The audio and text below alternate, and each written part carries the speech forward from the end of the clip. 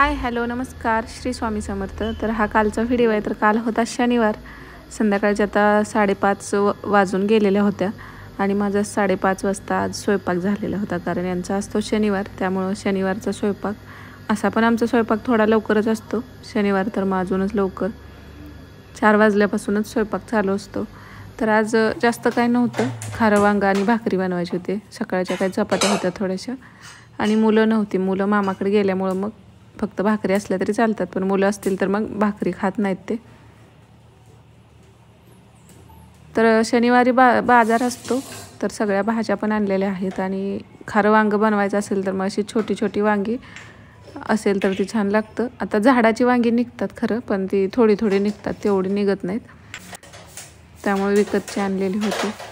तर यासाठी इथं मी खोबरं भाजून घेतलेलं आहे आणि जिरं, त्यामध्ये थोडीशी दालचिनी, लवंग, काळी मिरी असं गरम करून ते पण टाकते। तर दिवाळीचा फराळ डब्यातनी होता, त्यामुळे तांदूळ वगैरे असं डब्यात ठेवतच नव्हतं। तर आता डब्बा वगैरे घासून झालेले, तर त्यात तांदूळ पण भरून ठेवले। आता भात भाकरी आणि वांग्याची भाजी करायची होती। सकाळची बटाट्याची भाजी होती, रस्सा भाजी, तर ती पण होतीच, त्यामुळे आज काय जास्त भाज्या बनवायच्या नव्हत्या, त्यामुळे दूध गरम करायला ठेवलेलं आहे। संध्याकाळचा चहा झालेला होता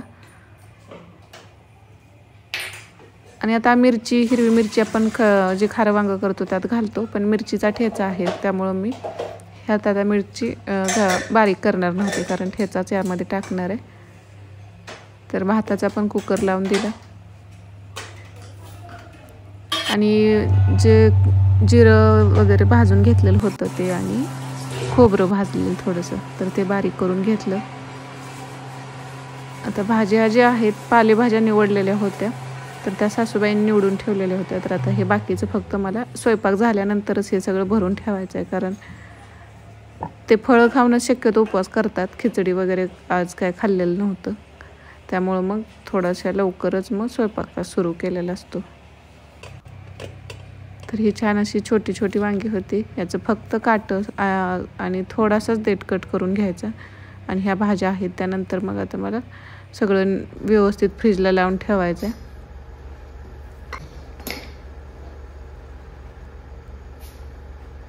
जो मसाला आहे तो आता बारीक करून घेतलेला, जिरं, खोबरं, लसूण आणि शेंगदाण्याचं कूट एवढंच यामध्ये ॲड करते मी, आणि नंतर थोडेफार मसाले।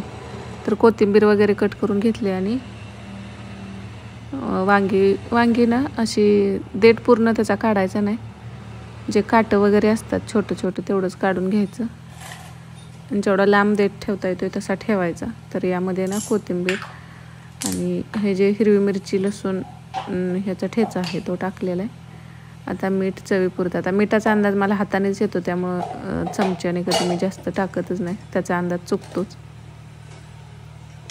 तर यामध्ये फक्त मी आता धना पावडर, हळद थोडीशी आणि थोडंसं नॉर्मल आपलं काळं तिखट टाकलेलं आहे, अगदी पाव चमचा एवढं, आणि यामध्ये थोडंसं कच्चं तेल टाकायचं आणि हा मसाला आहे तो चांगला एकजीव करून घ्यायचा, सगळं मिक्स करून मग वांग्यामध्ये भरून ठेवायचं।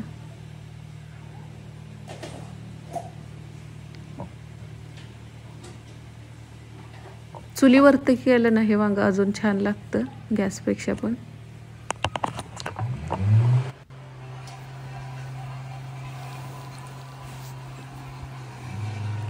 तर आज मुलांच्या स्कूलमध्ये गेलेलो, त्यांचं ओपन डे होता, दिवाळीच्या आधी पेपर झालेले, तर ते पेपर बघायचे आणि मार्क्स त्यांचं सगळं रिझल्ट असतो आज। तर दोघांना पण ह्यावेळी म्हणजे जान्हवीला मागच्या वेळी पण चांगली होती, ह्यावेळी पण चांगली आलेली आहेत तिला। आता ओमला असतातच नेहमी, पण जान्हवी तरी जान्हवी अभ्यासात म्हणजे एवढं लक्ष नाही देत ती, बाकीच्या अदर ॲक्टिव्हिटीमध्ये तिचं जास्त लक्ष असतं, तरी पण ह्यावेळी म्हणजे ह्या वर्षीपासून जरा प्रगती बरी आहे तिची, चांगली।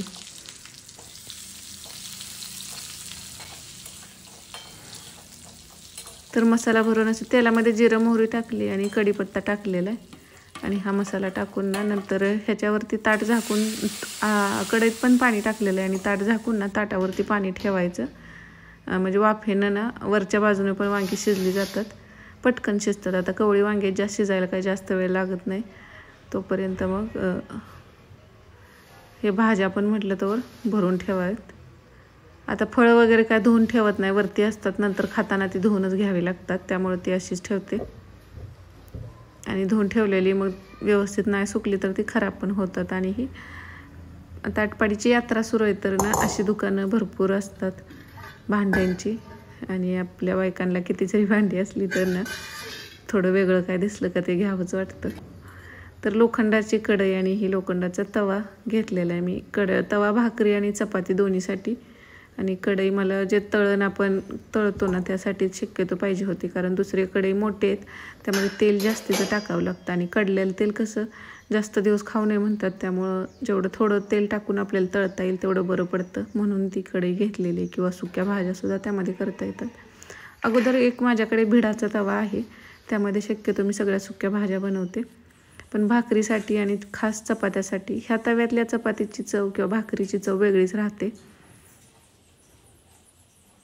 तर तेच आता आणलेली भांडी घासून ठेवलेलं तवा वगैरे, तर त्याच तव्यात आज मी भाकरी केल्या. छान झालेल्या होत्या. थोडासा म्हणजे लालपणा दिसतो भाकरी किंवा चपातीला लोखंडाच्या तव्यावरती केलेलं, कारण त्यामध्ये आयर्न ते उतरतंच. आणि कसं बऱ्याच बायकांना लो हिमोग्लोबिनचा प्रॉब्लेम राहतोच, किंवा म्हणजे HB कमी राहतो, तर त्यांनी आवर्जून अशा लोखंडाच्या भांड्यातलं खावं. तोपर्यंत मस्त असं खारं वांगंसुद्धा तयार झालेलं होतं. तर आजचं सिंपल असं जेवण, वांग, भाकरी आणि भात.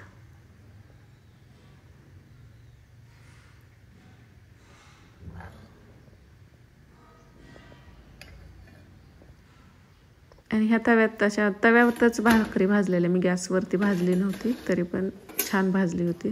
थोडंसं कापडानं किंवा असं उलटून दाबून भाजलं तर गॅसवरचं पण भाजलेलं खाऊ नये म्हणून अशा पद्धतीने तव्यात सुद्धा छान भाकरी झाल्या होत्या. नंतर आज सकाळीच ना मुलांचं शनिवारचं पेपर बघायला जायचं असल्यामुळे ते आमच्यासोबतच येणार होते गाडीतून, त्यामुळं टिफिन नसल्यामुळं सकाळचा वेळ होता. तर हे चुरमुरं आणून ठेवलेलं भडंग करण्यासाठी 1 किलो एवढं, पण ते राहूनच गेलेलं. तर आज सकाळी म्हटलं हे करून टाकूया. तर ह्याच्यामध्येच सगळं आता चिरमुरं निवडून पातेल्यात काढलेलं आहेत, त्यामध्ये हे सगळं आता जे काय तळून आपल्याला टाकायचं आहे ते तळून घेतलं. प्रत्येक पदार्थ सेपरेट असा तळून घ्यायचा. मका पोहे होतं, शेंगदाणे, लसूण, कढीपत्ता, हिरवी मिरची पण टाकलेली, खोबरं, डाळ नव्हतं ह्यावेळी. भडंग मसाला आहे, तर तेलामध्ये जिरं मोहरी टाकलेली आणि त्यामध्ये आपलं थोडीशी हळद टाकलेली आणि हा जो भडंग मसाला आहे तो टाकलेला आहे. तर थोडंसं नॉर्मल मीठ पण टाकलेलं आहे, कारण ह्या मसाल्यात मीठ पण असतं. तर हे जे बाकीचं आहे ते अगोदर सेपरेट केलं, कारण हा मसाला सगळा मग त्यालाच लागतो, त्यामुळं हा सगळा मसाला ह्याला चुरमुऱ्यांना असं चोळून घेतला लावून सगळीकडे हाताने हे केलं तर व्यवस्थित लागतो. आणि मग जे कढईमध्ये आपण काढून ठेवले तळलेलं होतं तर ते सगळं टाकलं आणि नंतर हे मिक्स करून घेतलं. आणि सेव करून ठेवलेली होती भडंग करायचा म्हणून, तर ती पण यामध्ये मिक्स केली. आणि फरसाणा थोडासा होता तो पण यामध्ये ॲड केला.